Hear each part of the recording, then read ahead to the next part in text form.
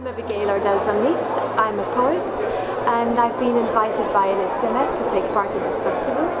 I'm used to attending and usually I really have a good time here. It's a way of listening to different kinds of poetry, different voices from the Mediterranean, which I find particularly interesting. So I was honoured to be invited. I've published 2 collections of poetry in the UK.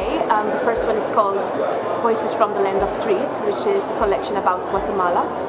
And my last one, which was published last December, is called Portrait of a Woman with Sea Urchin.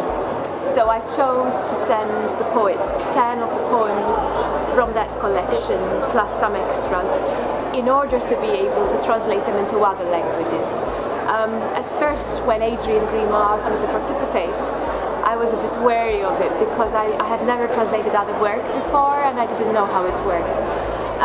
But the result was really interesting and it opened new territories for me, particularly because I started working with Joele Gallia, and I translated his Maltese poetry into English while he translated my English poetry into Maltese. And that was a very fulfilling and inspiring experience. It was also a learning experience.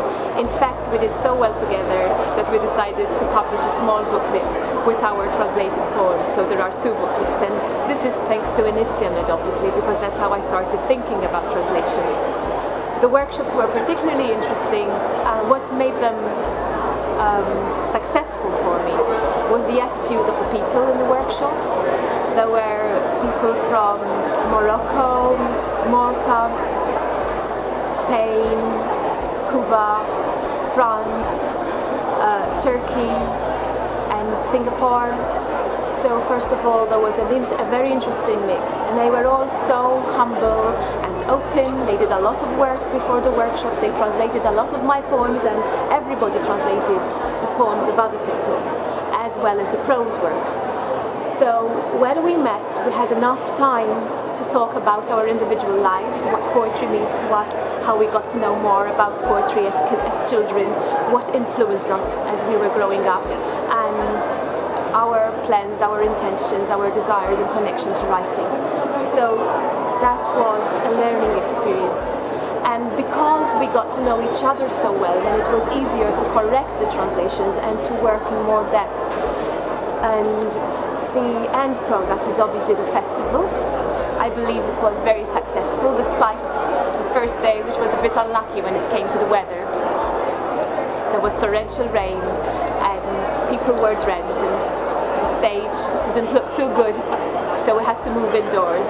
But we were flexible enough, so we spoke twice and we moved from one room to another in order to present different stuff to the audience.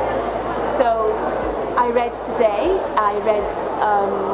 poems, and what I enjoyed most about it is that I was not reading on my own.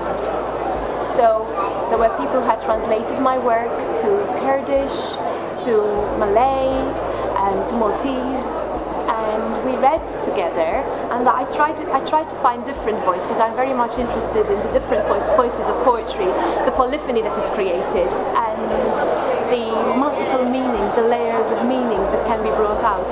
And I think that is the most fruitful bit of the festival, because I could listen to many voices, and sometimes even if you don't know a language at all, it still moves you, and that is testimony of the power of poetry. In the end, it was a very beautiful experience, thanks to Zammit.